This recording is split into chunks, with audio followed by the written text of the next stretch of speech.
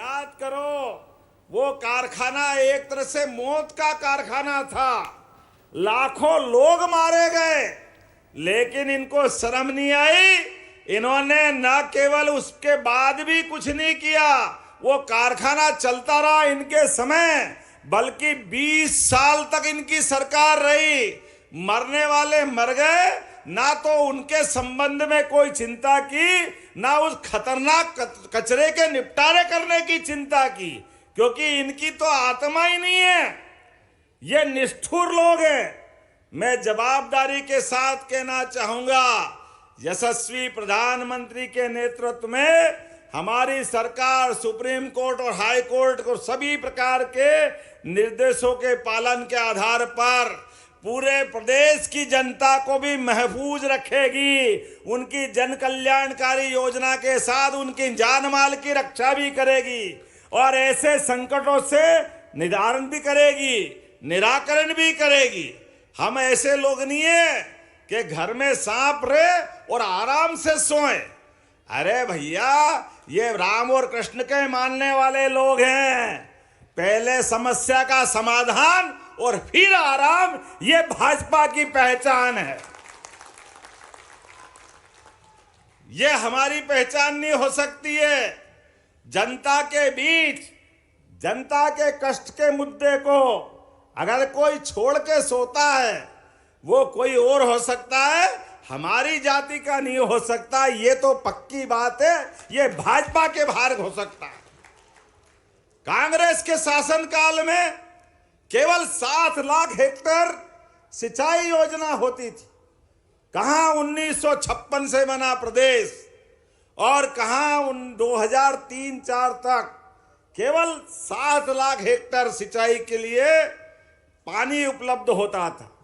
भगवान की दया इस मध्य प्रदेश के ऊपर, इतना जल राशि, ऐसा लगता नदियों का तो मायका है ये।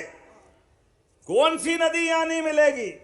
सारी की सारी नदियां भगवान के आशीर्वाद से, कोई चंबल अमरकंटक से निकलकर गुजरात तक जाती है।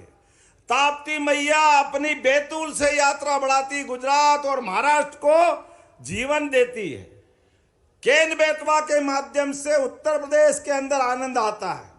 चंबल हमारे मालवा से राजस्थान में जीवन देती है।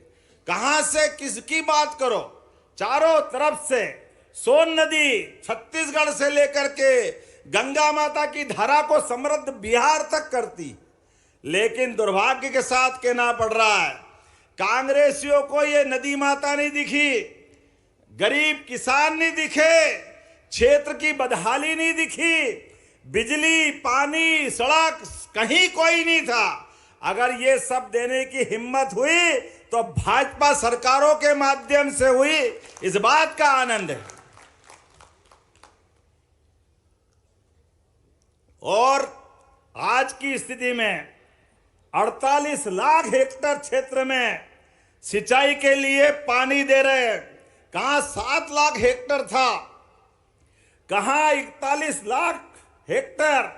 और आप चिंता मत करना, 4 साल के अंदर 1 करोड़ लाख हेक्टेयर क्षेत्र में सिंचाई के लिए जलराशि उपलब्ध कराएंगे। और उसमें भी ये रायसेन, विदिशा, सागर, पन्ना, दमोह, टीकमगढ़, निवाड़ी, छतरपुर, पूरा दमोह, आपका दमोह का बेल्ट। अरे बुंदेलखंड के लोग हमारे अपने लिए जान हथेली पे लेकर के सदैव अपनी जान को पानी की तरह बहाने के लिए, देश के स्वाभिमान के लिए लड़ते रहे। लेकिन प्रकृति की मार के आगे सरकार ने उनको बेबस करा था। यशस्वी प्रधानमंत्री नरेंद्र मोदी जी आधुनिक भागीरथ की तरह आए और हमारे लिए 1 लाख करोड़ का। और कितनी दुर्भाग्य की बात, अभी भी कांग्रेसियों का पेट नहीं भरा। इधर भूमि पूजन कर रहे हैं छतरपुर में, और कांग्रेस के नेता जयराम, वो जयराम है कि भगवान जाने पराजय राम है। लेकिन उनकी आत्मा में, उनकी छाती पे सांप लौट रहा है। वो ट्वीट कर रहे हैं ये पन्ना के अंदर टाइगर रिजर्व का क्या होगा। अरे भैया, टाइगर रिजर्व भी संभालेंगे, उससे पहले मानव लोगों का क्या होगा, मनुष्यों का क्या होगा, इसकी चिंता करना चाहिए थे। लेकिन उनकी ये भाषा थी, आत्मा तो उनके पप्पू की थी ना, ये पप्पू की चप्पू चल रही है। सब एक ही थैली के चट्टे बट्टे हैं, जनता से कोई लेना देना नहीं, केवल अपनी राम अपनी दुकान, झूठ बोलो हो गया काम, इसके अलावा कुछ चलता नहीं।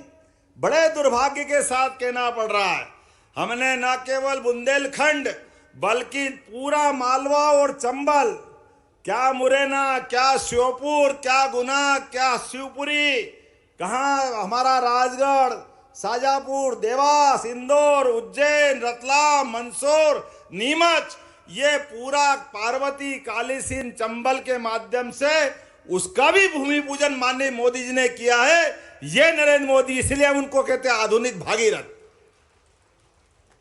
किसानों को क्या चाहिए, हमने पारस पत्थर नहीं देखा, लेकिन खेत का किसान जानता है पारस जो करता होगा लोहे को सोना, वो मालूम है कि नहीं है, लेकिन खेत में पानी लगाओ तो वो सोना हो जाता है, ये पक्की बात है। तो विदिशा के लटेरी से सीएम डॉक्टर मोहन यादव का संबोधन सुना आपने। इस क्षेत्र में मुख्यमंत्री बनने के बाद पहली बार यहां पहुंचे हैं और नागरिक अभिनंदन कार्यक्रम में उमाकांत शर्मा जो स्थानीय विधायक है, उनके निवेदन पे सीएम डॉक्टर मोहन यादव यहां पहुंचे और उन्होंने जन कल्याणकारी योजनाओं की जानकारी दी है। साथ ही साथ कांग्रेस पर भी जमकर हमला बोला और